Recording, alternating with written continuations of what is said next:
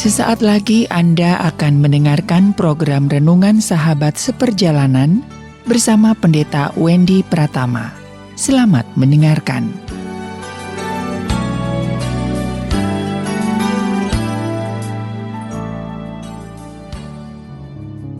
Selamat berjumpa kembali di dalam layanan audio Sahabat Seperjalanan.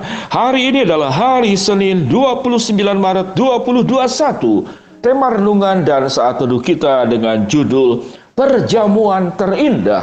Perjamuan terindah. Firman Tuhan terambil dalam Wahyu 19 ayat yang ke-9. Demikian bunyi firman Tuhan. Lalu ia berkata kepadaku, tuliskanlah, berbahagialah mereka yang diundang ke perjamuan kawin anak domba. Katanya lagi kepadaku, perkataan ini benar, perkataan-perkataan dari Allah. Mari kita berdoa. Bapa yang di dalam surga, ya Tuhan, kami bersyukur bahwa Allah itu menyambut kami, menerima kami, mencintai kami, dan menjadikan kami sedemikian khusus, sehingga tatkala hubungan kami dengan Engkau itu dilambangkan dengan perjamuan makan, perjamuan kawin daripada anak domba. Berbicaralah Tuhan, kami siap untuk mendengar. Di dalam nama Tuhan Yesus kami berdoa. Amin.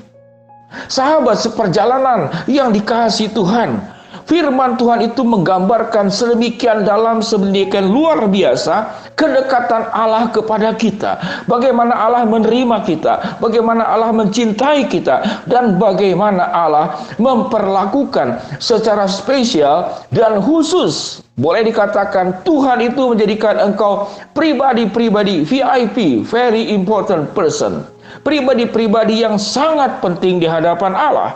Sehingga Tuhan menggambarkan sewaktu kita diterima oleh Allah, suatu hari bertemu dengan Tuhan, suatu hari kelak nanti, bahwa engkau dikatakan berbahagialah mereka yang diundang ke perjamuan kawin anak domba. Katanya lagi kepadaku, perkataan ini benar, perkataan-perkataan dari Allah. Apa yang dimaksud dengan makna perjamuan anak domba? Kitab Wahyu adalah tentu kitab terakhir di dalam Alkitab yang kita terima, yang kita pegang sebagai kebenaran firman Allah. Suatu hari kelak nanti, sewaktu Allah menerima kita, Allah kemudian menyambut kita, itu dilambangkan dengan perjamuan. Sewaktu kita menerima perjamuan makan dalam keseharian di dalam dunia ini, kita itu duduk bersama-sama di dalam satu meja. Artinya Allah itu tidak menempatkan diri sebagai pribadi yang begitu tinggi, begitu mulia, begitu agung, begitu kudus, begitu luar biasa. Allah yang El Shaddai, kemudian Allah menempatkan diri sangat tinggi di atas dirimu. Tidak demikian. Allah sedemikian luar biasa memperlakukan kita yang saya katakan tadi menjadi pribadi yang VIP, VVIP.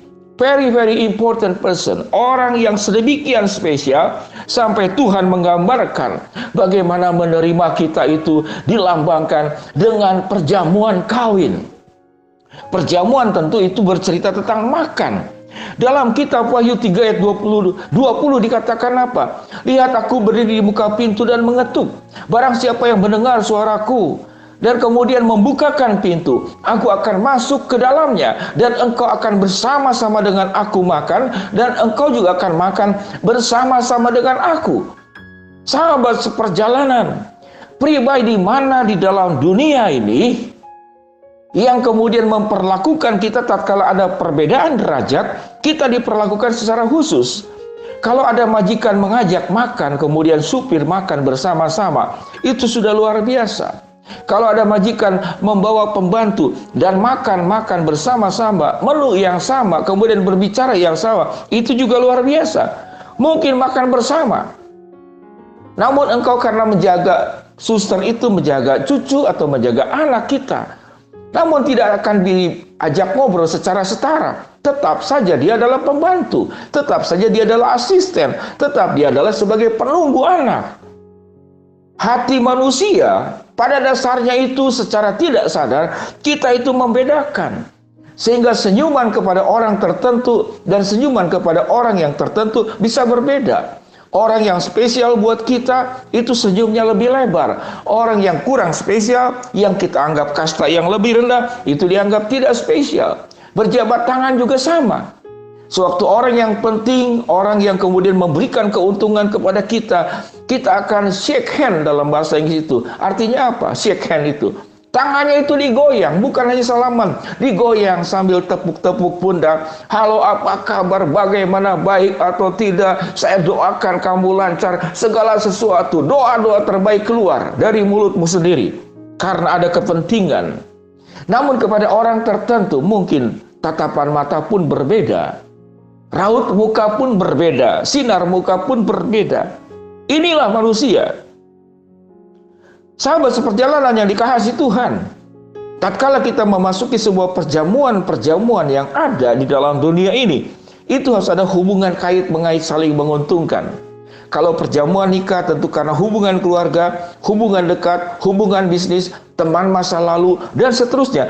Selalu ada kait mengait hubungan yang saling menguntungkan. Di dalam dunia bisnis juga sama. Itu diundang dulu orang makan, diberikan makanan-makanan yang terbaik. Saya seringkali bertemu dengan jemaat yang di dalam bisnis itu harus melayani, menservis orang-orang tertentu. Lalu dibawa makan tempat yang terbaik. Tujuannya apa? Karena punya kepentingan satu dengan yang lain. Bagaimana dengan Tuhan kepada kita? Kita adalah orang berdosa. Allah adalah pencipta dan kita adalah ciptaan. Allah adalah Allah yang kudus dan kita dari semenjak diciptakan, dari keturunan dari leluhur kita Adam dan Hawa sudah jatuh di dalam dosa. Kita berkhianat, kita menyangkali, kita meninggalkan Tuhan, kita mengumpat Tuhan, kita bersungut-sungut, kita berkeluh kesah.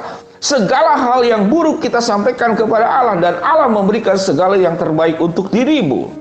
Sampai kemudian Yesus mau mati di atas kayu salib yang sebentar lagi kita akan menghadapi perjamuan kudus dan kemudian Jumat Agung dan juga perayaan Paskah. Mengapa Allah mau datang ke dalam dunia?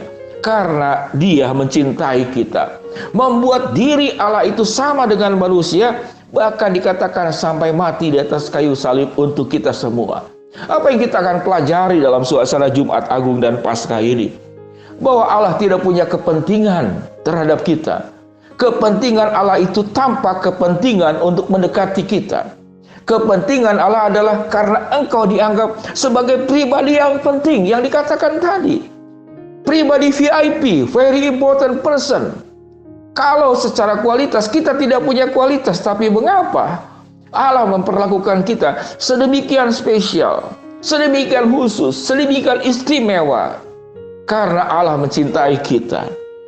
Karena Allah menjadikan kita sebagai pribadi yang berharga di hatinya, di pikirannya, di matanya, dan dalam kehidupan Yesus. Selama datang ke dalam dunia, fokusnya adalah tentang dirimu, dirimu, dan dirimu.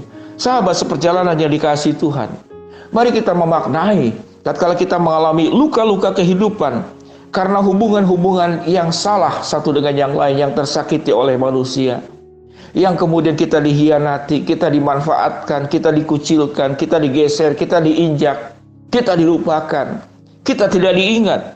Ingatlah, ada pribadi yang mencintai engkau secara luar biasa, yaitu dikatakan siapa? Yaitu Allah sendiri dan Kristus sendiri.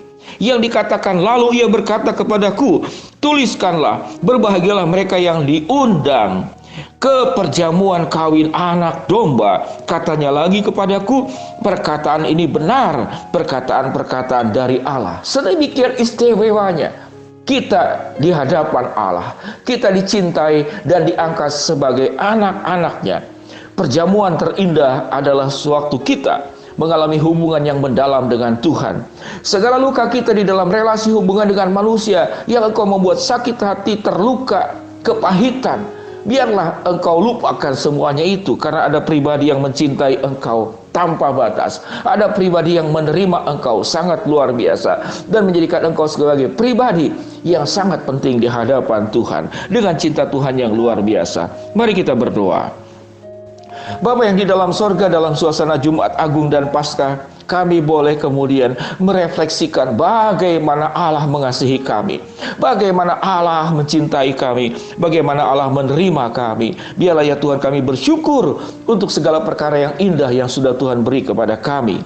Hamba-Mu berdoa buat sahabat seperjalanan yang sedang sakit di rumah sakit ataupun di rumah. Tuhan jamah, Tuhan sembuhkan. Yang sedang menghadapi kendala, kesulitan, masalah, Tuhan bukakan jalan. Yang sedang berdoa, memohon, mengharap sesuatu, Tuhan kabulkan. Di dalam nama Tuhan Yesus kami berdoa. Amin. Shalom sahabat seperjalanan, Tuhan memberkati kita semua. Amin.